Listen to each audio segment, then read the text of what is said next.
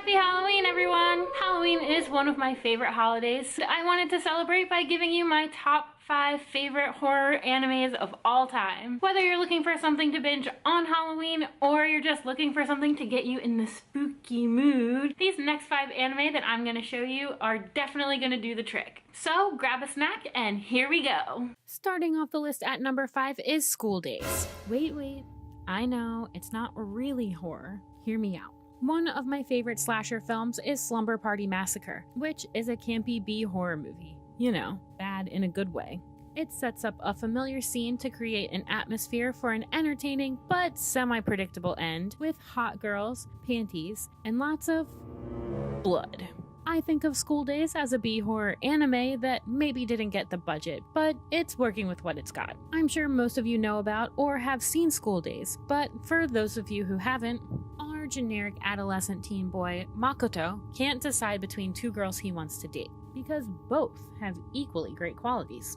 The show sets itself up to be a dramatic teen romance story, but after a few episodes you can feel something is off. Makoto unknowingly pitting the 2 girls against each other is what leads the girls to spiral out of control. This show gets a lot of negative comments because the characters are generic, or they can't stand Makoto. But that's exactly what the creators set out to do.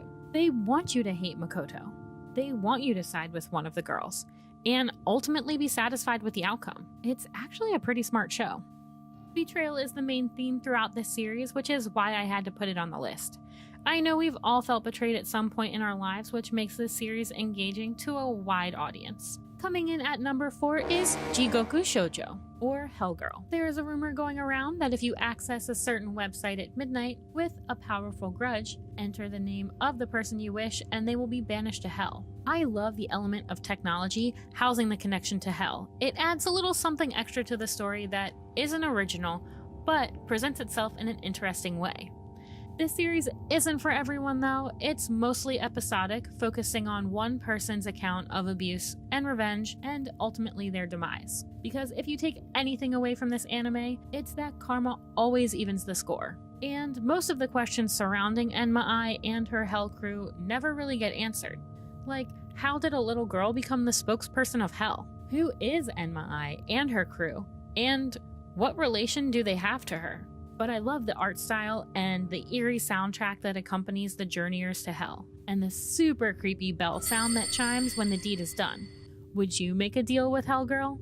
Rounding out the top 3, and I'm totally gonna butcher this, Higurashi no Naku Koro ni, or When They Cry. This story takes place in a small village in rural Japan in 1983, specifically. Every year, the village holds a festival to honor the village god, Oyashiro. Newcomer Keiichi discovers the secrets of the town and incidents surrounding the festival and starts to dig deeper. So this is your classic murder mystery in a small town. But what this series does best is create suspense. Much like one of my favorite horror films, When a Stranger Calls Back, Higurashi uses silent scenes of being home alone and the phone ringing loudly, terrified of the person on the other end discovering that. It uses classic horror movie tactics to put you in the shoes of Keiichi. Never knowing when you're in danger, not knowing who you can trust, and questioning everything you know. Again though, its storytelling style isn't for everyone. Each 5 to 6 episodes are broken up into arcs that feature completely different scenarios. The basic plot points are apparent in each arc, but events within the arc change. New characters are introduced, old characters become suspicious, and the girls featured become crazier and crazier. The art style emphasizes the craziness by being completely opposite. The girls seem to be your cute, average schoolgirls by appearance, but watch out when their pupils turn cat-like. There is no telling what they will do. There were a few jump scares that got me pretty good, and for added effect, I suggest watching with headphones. Oh, and the best part about the series is there are like 5 adaptations, which makes Higurashi no Naku Koro ni perfect for binging. In the number 2 slot is none other than High School of the Dead. I can't have a horror list without zombies, right? High School of the Dead is your basic zombie apocalypse set in a high school where an irregular group of students band together to search for their families, uncover the truth behind the outbreak, and fight for survival. This premise is nothing new, as well as the cliché anime character archetypes portrayed in it. But what High School of the Dead does have going for it is zombies. lots and lots of zombies. In all seriousness though, the animation is crisp, the action scenes are dynamic, and the predicaments the characters get into are engaging, and they take you on a wild ride. If you are looking for a serious, get-down-to-business survival zombie show, this is not the anime for you. But if you want over-the-top, gravity-defying fan service, a lesson on weapons from an extreme otaku, problem-solving sticky situations, and, well, zombies, this one is for you. We can all agree this isn't a revolutionary masterpiece, but it didn't need to be. It has all of the breath-holding, eye-popping, racy excitement I look for in a zombie show. Do we really have to analyze it as anything deeper? And we've come to the end of the list. If you can guess, my most favorite horror anime of all time is... You guessed it, Perfect Blue. I mean, a horror list isn't complete without a Satoshi Kon piece. Perfect Blue is probably more of a psychological thriller, but it gave me nightmares. Briefly, because you guys have probably seen this one before, but for those of you who haven't, Perfect Blue is a story of the mind's descent into madness. The main character, Mima, is a pop idol who has made the decision to pursue acting to further her career.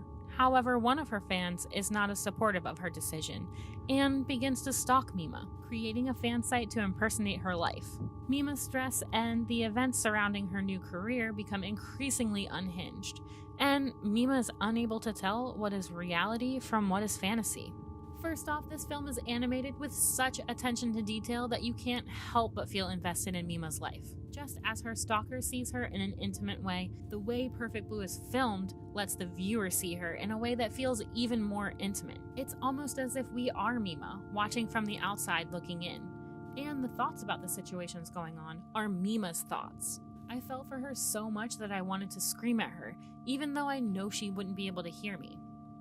This feeling was solidified when she, out of nowhere, starts screaming and throwing things around the room. As a viewer, that scene was very satisfying. Secondly, the stalker is the creepiest character in all of anime.